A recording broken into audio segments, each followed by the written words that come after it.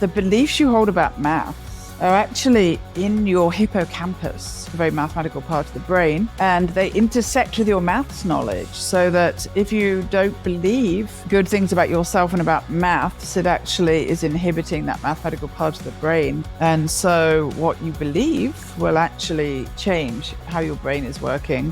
And that happens in every second of the day.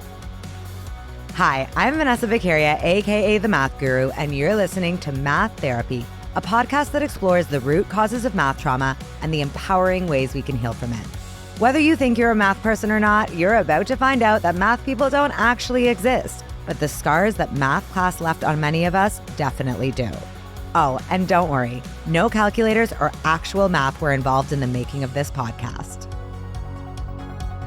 Okay, so this is the last episode of the season, and today's guest isn't actually going to be a full surprise because we released a little snip of our interview with her as a bonus ep before the season even started, because there was all this drama regarding the math wars, and yes, that's a thing, which directly involved her. But today, you're going to hear my full interview with the one and only Jo Boaler. You guys probably know that Jo Boaler is one of my longtime math education heroes and the most referenced person in my master's thesis called Imagining a World Where Paris Hilton Loves Math, which I published back in 2010, which actually goes to show you how long I've been a fan of hers for. If you don't know who Jo Boaler is, I don't know what to say except for that when I asked ChatGPT who the most famous human in math education is, it said Jo Boaler. Today we talk about what she's most known for, making math education inclusive to absolutely everyone. But as it turns out, when trying to make math more accessible, academic bullying, online harassment, and literal death threats are unfortunately part of the job description.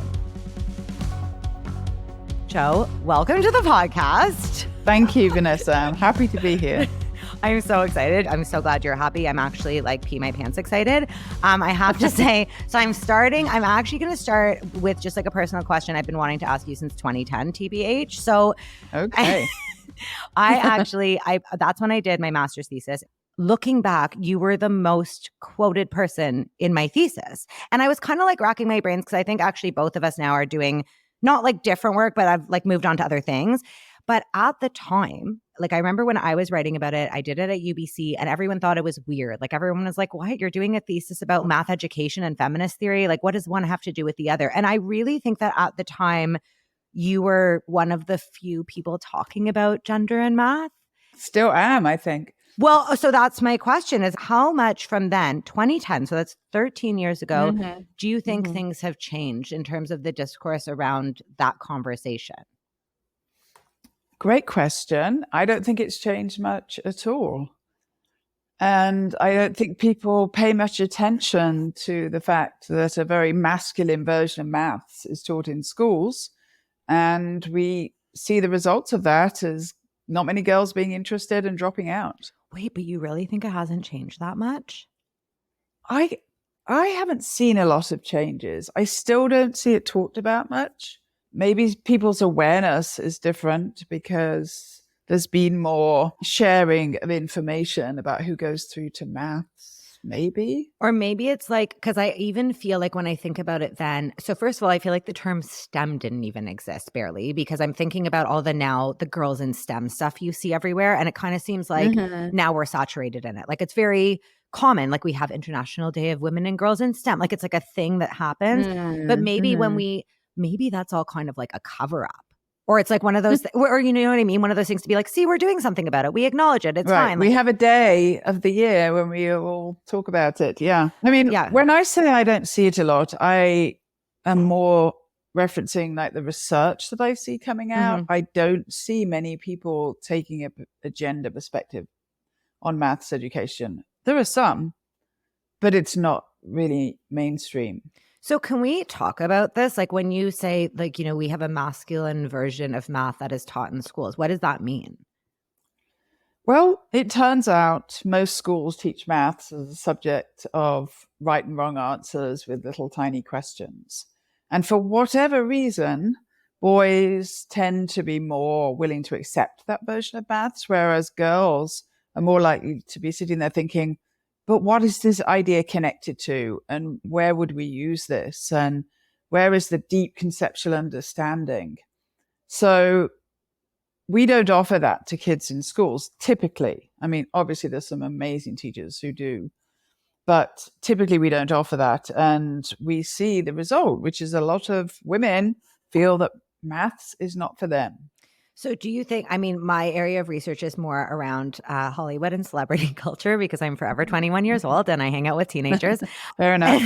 There are obviously so many pieces of the puzzle, right? Because we're really talking about environment and nurture and all of the different messaging kids get when it comes to who belongs and doesn't belong in math.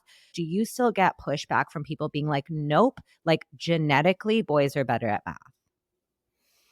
I don't hear people saying that, but I'm sure there are plenty of people who believe it. And I saw a very recent statistic that large amounts of the population, I don't know exactly what it was, maybe 80% think you have a math brain or you don't. So once they have that idea that some people just have this maths brain, usually you get these stereotypical biased views about who has the maths brain layering into that. And I cannot tell you how many parents have come up to me. I do lots of parent talks saying, oh, I have these 2 children and my son, he's just so gifted. He's amazing at maths. And my daughter really can't do it at all. And I think, Okay, well, seriously, last week I literally got a phone call from a parent because I run a tutoring center and they were like, I'm looking for a tutor for my daughter. She's getting an 80 in math, but it just doesn't come naturally. She has to work so hard. My son's getting a 65, but like, I'm not really worried about him. And I was like, okay, are you hearing the also I have right? I also did literally a year ago a radio interview. This is national Canadian radio. Like this person is on air. And the guy said to me, because research does come out like this, trying to quote unquote prove that certain people have a math brain. And I think actually still trying to prove that there is a gender difference or a sex difference. And he said, I saw this article where they showed brain scans of young children and they showed that there was no difference when it came to math between boys and girls. And I was kind of like, okay, cool, but we already know that. And then he goes on air, I wonder what happens after puberty though.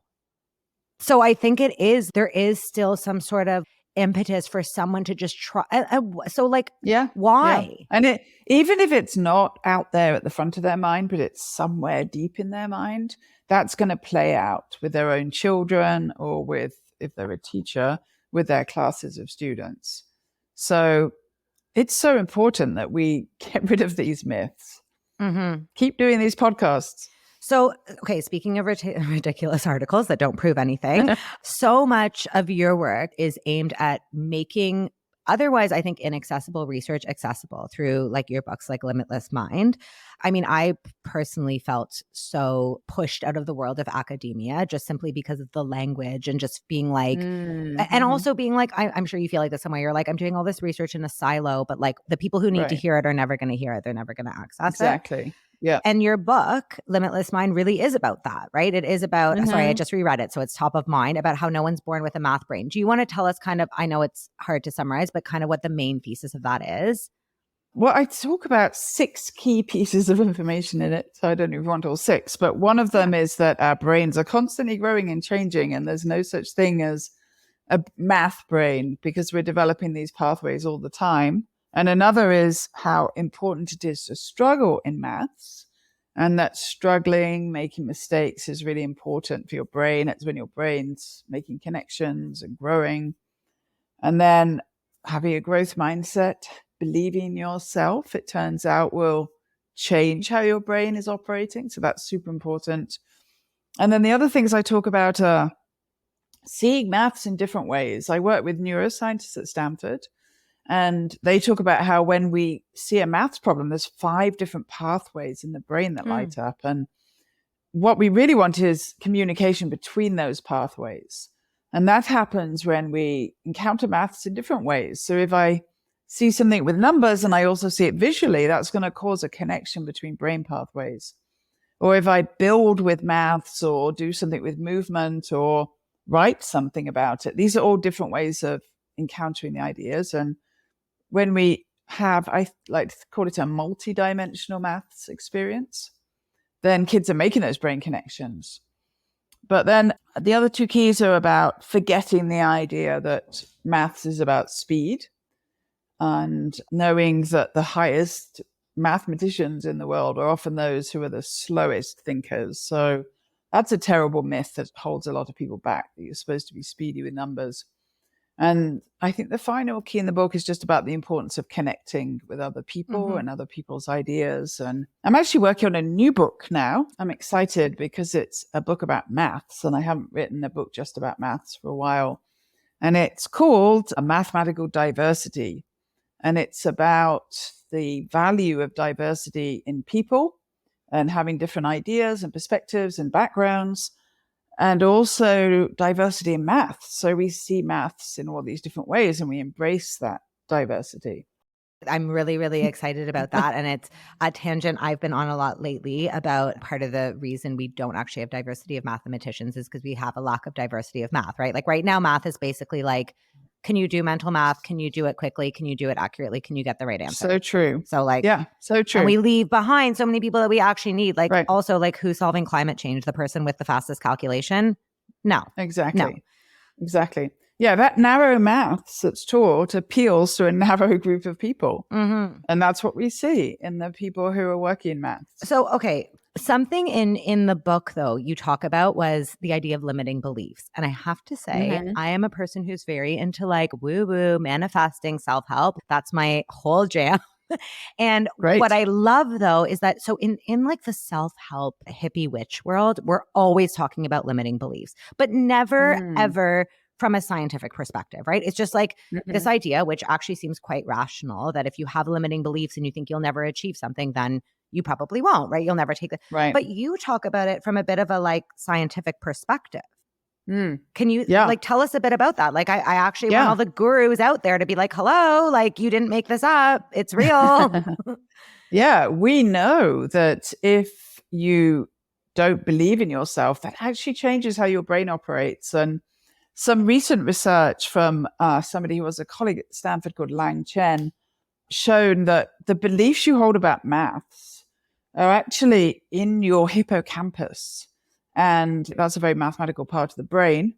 And they intersect with your maths knowledge, so that if you don't believe good things about yourself and about maths, it actually is inhibiting that mathematical part of the brain. And that's really important because a lot of people used to think, oh, well, we have these beliefs and they're over in some soggy part of the brain. And then there's the hard maths. It's in a different part of the brain, but they're right there together.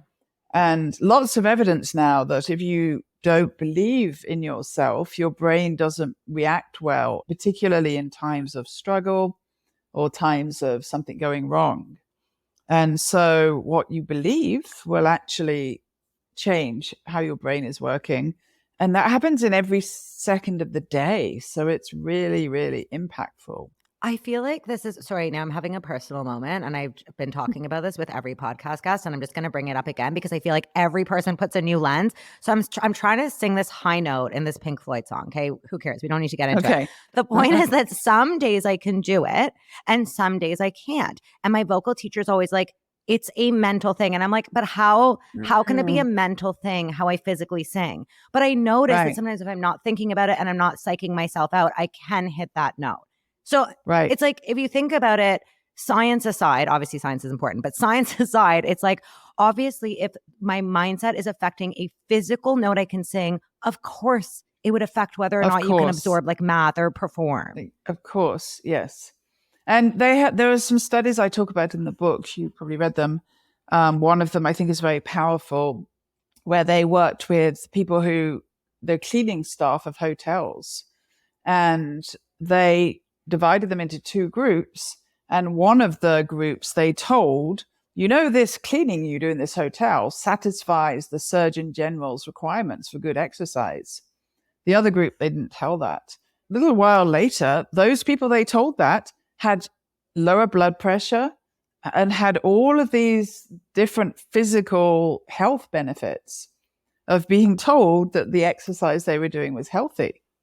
I mean, it's not just learning that these beliefs change. It changes like physical things in our body. I mean, I think we're only just beginning to understand all the different ways our beliefs change us. Like, I feel like I'm even thinking of, what was that first self-help book? Like, do you remember Think and Grow Rich? Remember like those types of books? Yeah. And not that I'm endorsing that, but I'm just like, I think it's so interesting how intuitively we can know something. We can know this idea that obviously your mindset or positive affirmations must be able to change the way we learn or, Right. whatever. Right. But we're so resistant to that. And I think like, I'm going back to what we were talking about at the beginning of this conversation. Like, who is it serving to be resistant to those ideas? I don't know. Who is it serving? I mean, that's some of the pushback I get. I was just reading it this week. Let's talk about it. The mindset doesn't work. Mindset interventions show really no impact. But what happens in those studies that show no impact of things like mindset is they go into schools, they give kids these messages, they then continue to teach in exactly the same way, giving the counter message that the kids have just heard, and then find it didn't have an impact. But when people take those ideas and actually thread them through teaching and have them change the way they teach, they have a massive impact for kids. So I don't know, though, why people really want to stop change and even stop that change. They're even trying to stop spreading of the idea that your beliefs matter. But do you think this is a like keeping math belonging to a certain group? Like I do. Absolutely. Right? I mean, yeah, go ahead. I'm one of the writers of a new framework for the state of California. And it came from a 20-person committee who met for a year, bringing in lots of research, things we know about maths. And the big ideas are, let's have more kids go to higher levels. Let's stop pushing kids out of maths at an early age. That's one of them. And why don't we bring data into maths so kids can have conversations with the real world with data and teach maths with big ideas? You would not believe the pushback. Wait, stop. That we're getting For what? to these ideas. And the biggest pushback is we're trying to stop elementary school tracking. That's the biggest point of pushback. And the people who are pushing back almost entirely, maybe completely entirely, are the people who have been very successful in maths. And what I see happening is, they've worked out how to be successful in this system. They know how to get their own children to be successful and grease their way to a nice college place. And here we are saying, let's make maths open to more kids. And they don't want it. Now, some people might say they want it and they don't think we're going about it the right way. But there's definitely a group of people who are basically opposed to the ideas of opening up maths to more students. This feels like the weirdest microcosm almost, even though it's not micro, like education is a huge thing, but of the entire pushback of every movement towards equity that's been happening since, right? And I wonder, I'm like, is this because we're like so competitive? Is that it? Is it because we think that if we let more people in, there won't be room? It is. I think so. And, it only happens in maths. All of these things we're proposing are already in place in English, in history, in science, in every subject. It's true. But calculus, is regarded as the sort of holy grail of maths, a high course. It is the only one of 38 AP courses that you need to have taken math in middle school to get to it. The only one that functions in that way. So maths has this special place. It's been built to be a very hierarchical, exclusive subject where only some people can go forward. And there are people who don't want it any other way. So making change turns out to be a huge battle.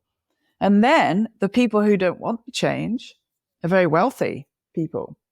So they are able to do things to stop the change, like get the media to run stories. So it's a real battle, particularly for people who are fighting for equity. I have a study actually that I conducted 15 years ago now, where maths teachers started teaching in the way I'm talking about. They didn't have barriers. All kids could go forward. They taught in this multidimensional way. Amazing results. Many, many more of their kids were successful. Inequities went away. Black and brown kids did fantastically well. They hate this study. They hate it so much that they have tried over the years, over and over again, to try and say, I made up the data. I've got to give them the data to show that I made up the data. They have just tried every way they can to attack it. And the study is in journals. They have contacted the journals to tell them to take down my papers. They are dead set to discredit that research because you know what? They have this system that works and they say, well, only some kids are successful. That's just the way, maths is hard. That's the way it is. But hey, somebody comes along and shows when we change the way we teach and group kids, turns out all sorts of kids are successful. And so that's a very threatening message.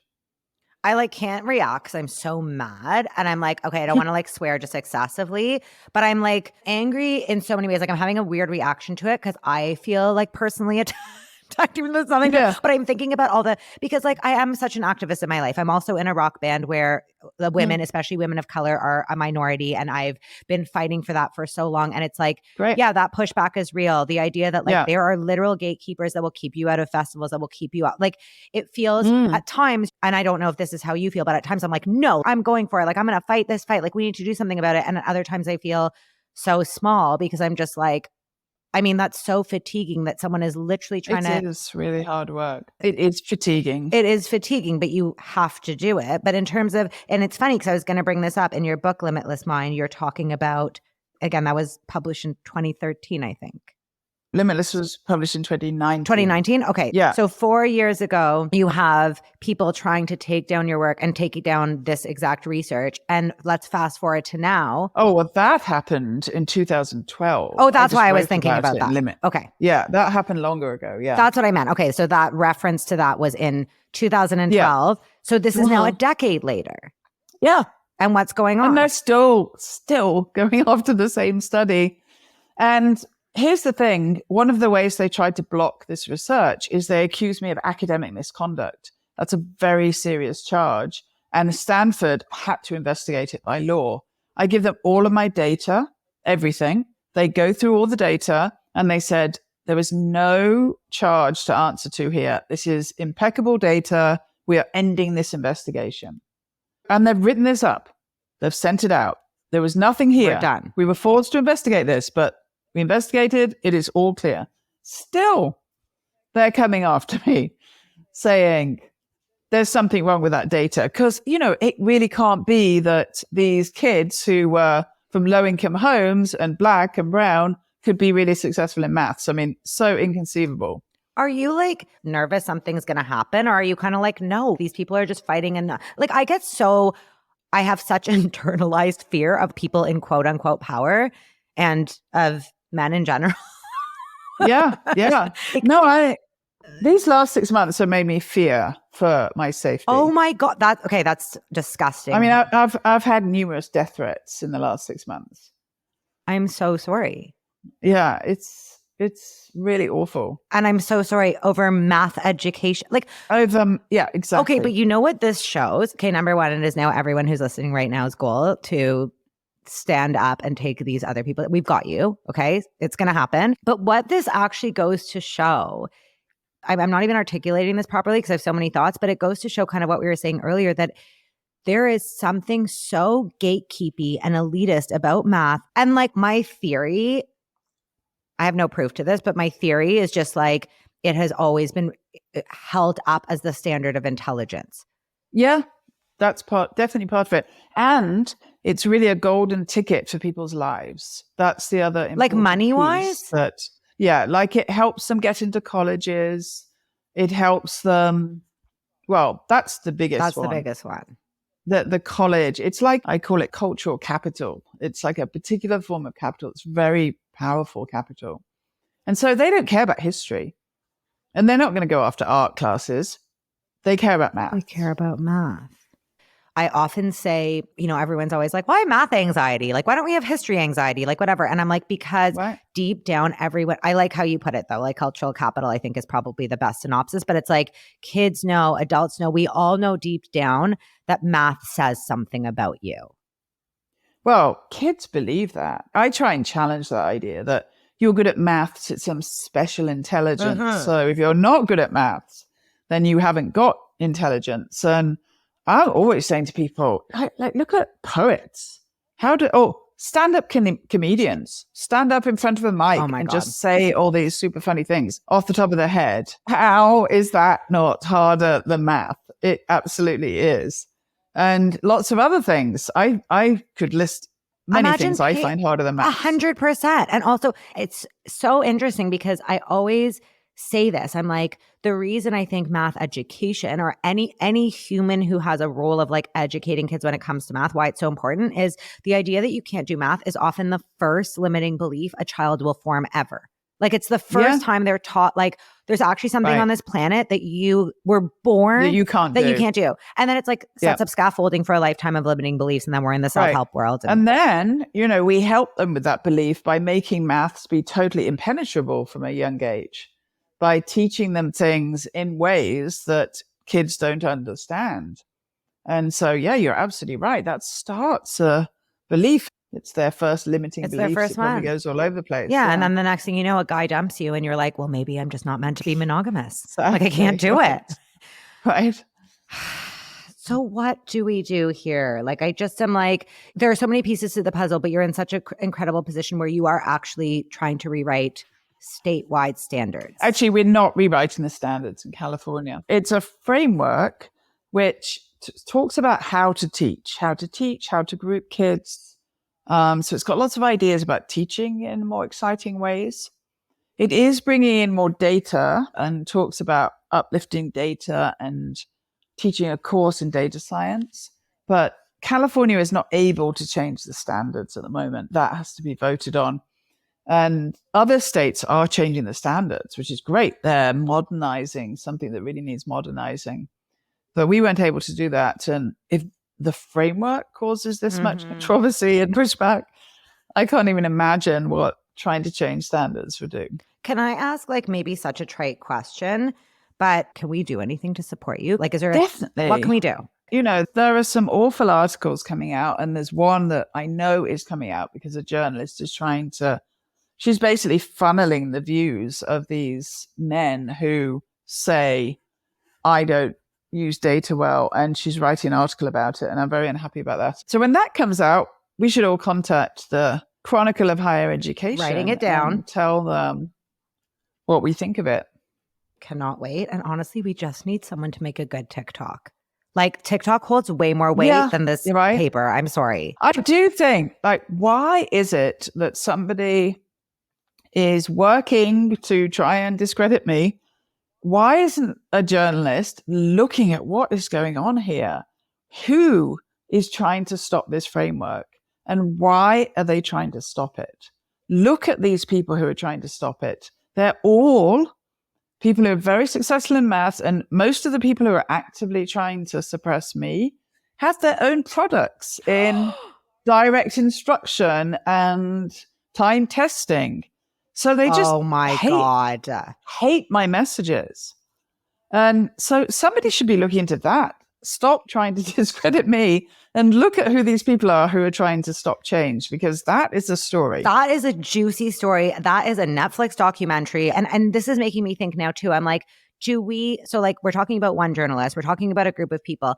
Do you feel like you have a community of people that are doing the same work as you are doing? And like, are they being taken down in the same way? No, they're definitely, I mean, every mathematics educator I know in universities across the US and Canada and everywhere I know, they all are in agreement that we need these changes.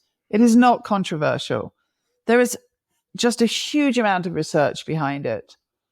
They pick on me for a couple of reasons. One is I have this website, UQ'd, that millions of people come to, and books, and they see me influencing teachers. So a lot of academics are doing the same work, but they're a little bit more under the radar. And then the other reason they come after me is I have actual research that shows when we use these approaches, more students are successful. Now, there's been other research that confirms that. But again, and what's really triggered them and kicked them off again in the last couple of years is not only am I this person who stands up for equity in maths and tries to make maths a different experience, but now I'm writing a framework. So that's really upset them. These things have all come together to mean that I am in the crosshairs of their rifles right now. I feel like, again, I've mentioned a million times how into celebrity gossip I am, but like this is something celebrities deal with all the time, right? Once you're in the public eye and doing all these good things, like there are inevitably going to be haters. There's going to be this other side. That's right. Not that that makes it any easier or any more acceptable, but you know how Lady Gaga has her little monsters? Like that's her, like every... I do feel like I'm 12 right now, but I feel like we need you to have like your groupie. Like, do they have a name? Well, we have Eucubians. They call themselves Eucubians. Okay, this is very cool. But then there's the Bolivers. Stop! That's the one. That's the one. We're Canadian. Okay, so we have the Beliebers. Stop! Yes. I'm dead. So we're getting shirts. Okay, Bolivers. How do you spell that? Yeah, okay. So it's Boaler, like Boale, but with a VERS on the end. Somebody turned up at a training I was giving, I think in New Mexico, with those T-shirts on saying, I'm a believer. It's so great. I'm dead. I am 1,000,000% making a cute crop. This is actually, so for when this episode comes out. Okay. Well, no, but that's what we need. We need like a crew that is more powerful than these annoying people. And actually, you know, these people who are trying to bring me down, they're 15 people, maybe 20, I don't know. And the people who know we need this change and support it are literally hundreds of thousands. But they don't know what's going on. And these other people are working away every day to try and bring me down and use all of their money. Other things they do is they sue school districts. What? When they don't do what they want them to. They have a lot of money to devote to their campaigns. So it's crazy because there's so few of them, yet they're making things really difficult for people. But this is how it always is with gatekeepers. It's like the clout, it's the power, it's the money. It's like, I mean, we've seen this in so many social movements. Like we can, you know, we just do what we do on the grassroots. And I feel like they're not on TikTok, and I'm sorry, but we just know that has the most social capital of all. We just need some. Yeah, no, I've been wondering, maybe I need to start TikTok. 1,000,000%. You need to start a TikTok. Maybe you can help me with that. Oh my God, it would be my absolute pride and joy. Okay, we actually do have to move on and wrap up, but I'm very excited about this new t-shirt idea. Like, imagine a fan actually like gets a tattoo. I'm not going to be the one to do it. Don't worry. I'm not like that level, but like, okay, now I'm freaking you out a bit. All right, let's go to the last, my last thing I wanted to say, actually. One of the things I actually think this is so hard to believe, speaking of believers, is that you say that you really believe that every student can reach high-level mathematics. And I know that's a bit of a like a nebulous. Yeah. Okay, so do you watch Ted Lasso? Yes, I love Ted Lasso. Right? So it's like, you know, he's always just like, believe, but like. Yes. So I think that's actually a hard thing for people to grasp. Like, imagine I'm teaching a grade 9 classroom. I have a kid who's at a grade 4 math level. How do I embody that as a teacher? And how do I push that forward?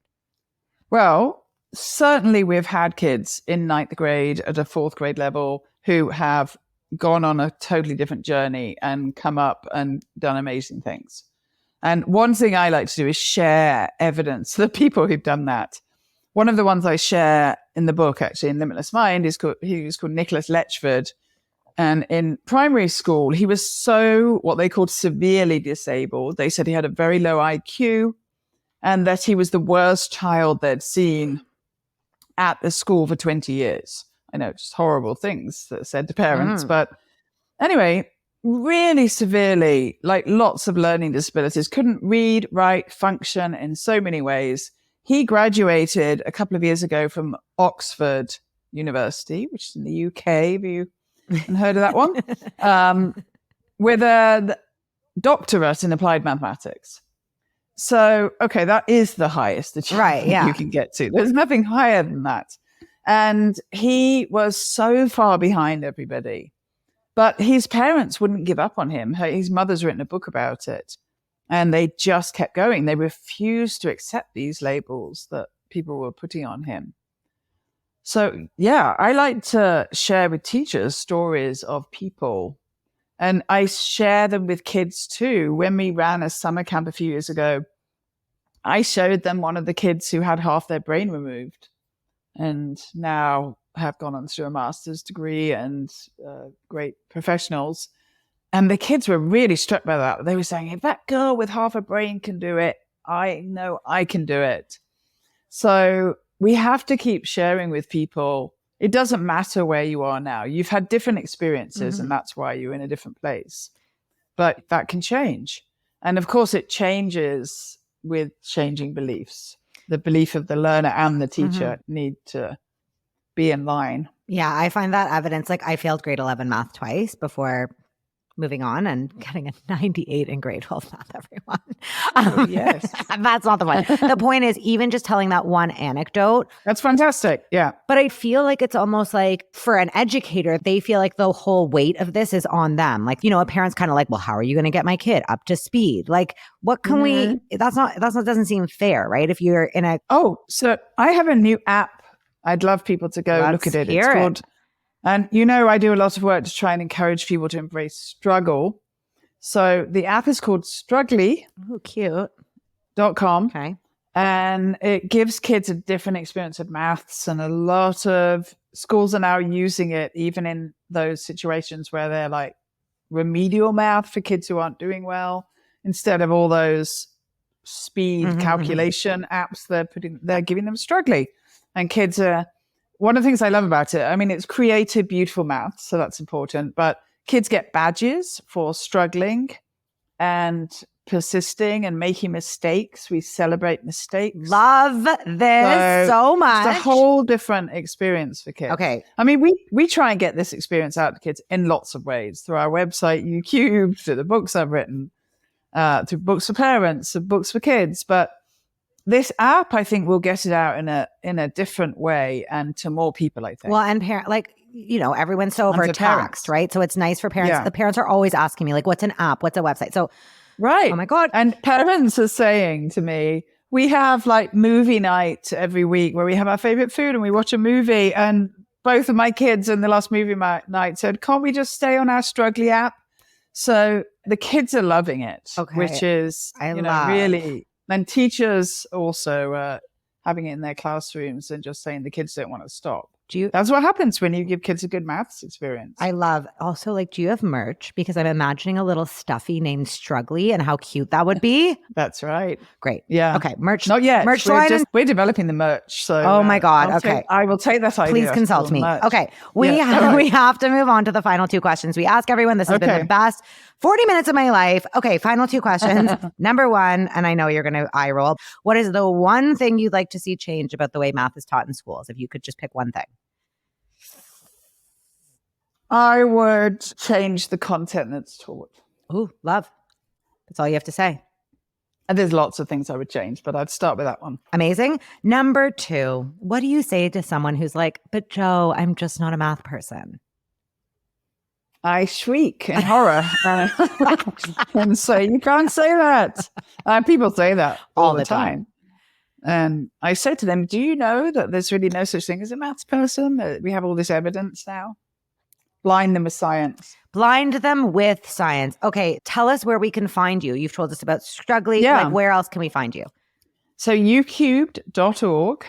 That's you and cubed.org is the website that has lots and lots of resources on, lots of free things. I have a free online class to change people's mindsets and beliefs that is a little 15-minute class that people can take. And I don't know, I'm at Stanford, so you can always email me at Stanford. Okay, I've always wanted to visit Stanford. Maybe TikTok soon. Can't wait for that. Oh, yes. Oh my God. Okay. All right. We are all. I'm also on Twitter and Instagram. But what are your handles? You have to tell us. Instagram, Facebook. It's always Joe Boaler. Okay. Okay. The only one I'm missing really is TikTok. Well, so. it's very obvious what has to happen. I can't wait to start the viral hashtag, I am a Boaler. Stay tuned. Oh, yeah. And thank you so much. This has honestly been a highlight of my entire life. I'm not even saying that with Thank hyperbole. you. Yeah, this has been nice. This has been therapy for me. Me too, though. Okay, good. That's the point of the podcast, math therapy. It really is. Well, wow. I mean, I actually expected this entire interview to be me gushing all over Joe and her being like, can you calm the F down? But it took a turn I didn't expect. I was absolutely shocked to hear that there is so much backlash in reaction to simply helping more people feel welcome in the world of math. Like, what? On that note, Joe could use all of the support you have to offer. In fact, we all can when fighting oppressive systems that have been in power forever.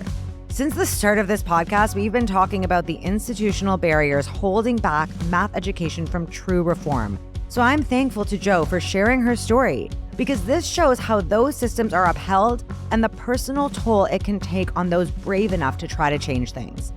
But that's not going to stop those of us who are determined to make everyone feel capable of math. So let's all remember to support one another, stick together, and use our voices, because as cheesy as it sounds, we really are stronger together. Mathematically. That's a wrap for this season, and I don't know how we're going to top it, but I'm up for the challenge. So if there's anyone you want to hear on the podcast or any topics you'd like me to dive deeper into, let me know. If something in this episode inspired you, please tweet us at Math Therapy. And you can also follow me personally at The Math Guru on Instagram, Twitter, and TikTok. Math Therapy is hosted by me, Vanessa Vicaria. It was created by me and Sabina Wex, and it's produced and edited by David Kochberg. Our theme music is by Goodnight Sunrise. And guys, if you know someone who needs math therapy or just needs to hear someone else getting math therapy, please, please, please share this podcast and rate or review it on whatever podcast app you use. Those things actually make such a big difference for us. I'm determined to change the culture surrounding math, and I need your help. So spread the word. Until next time, peace, love, and pie.